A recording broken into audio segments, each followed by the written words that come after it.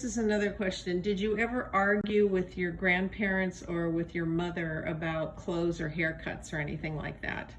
No. Did you ever have any conflicts with your grandmother, grandparents, or grandma? No. My grandfather was very strict. I knew better. And there wasn't anything too much I could disagree with, you know. In looking back, were there things that you disagreed with but you just acquiesced because of his nature? My grandfather, not really. I mean, they were always good to me. They weren't, you know. So did you ever have disagreements with grandma? Yeah, once in a while, but nothing. So what kinds of things would you disagree with her about?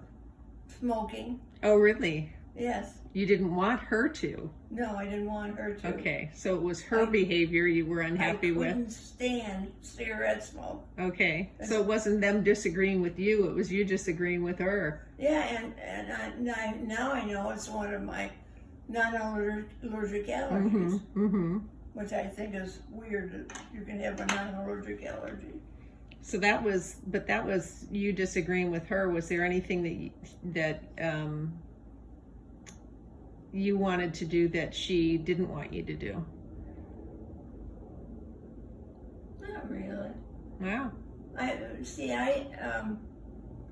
knew how hard my mother worked and what she did, so, you know, like in the summer when I had time off, kids were out doing this and that, and I was home washing clothes, hanging laundry on the line, doing the ironing, vacuuming the house, because it was a heavy load for my mother.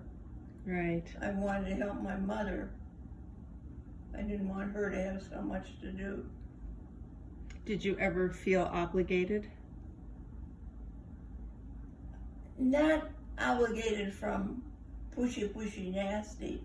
I just felt obligated with myself to help take care of her, so she didn't have such a load. Got it. Okay. Because she never complained. Mm-hmm. She just did. Yeah. And your grandmother and your grandfather, no, you said grandpa was strict, but with your grandmother, were there any disagreements with her about? No, not really. No. Except eating the pie. What? Well, she'd make pies and we'd have pie for dinner, and on the special table in the kitchen would be sitting the rest of the pies. She hadn't got them put away yet. And I'd come along and take little slivers. Little sliver. I could never figure out how she knew I was eating all those pies. The pie was getting smaller and smaller. The mystery person coming and eating it, right? Yeah, like what I used to say to you kids, Mr. Invisible is watching the television. Okay, well, it seems like you had a pretty tame and comfortable childhood. I did. Mm-hmm. I really did. Well, that's good. And Kathy Von Magnus said that I'm lucky that my father wasn't around. She said he wasn't much of a father. So you didn't miss much on that end of Yeah, things. that's what she said. You didn't miss much. Okay, all right. So.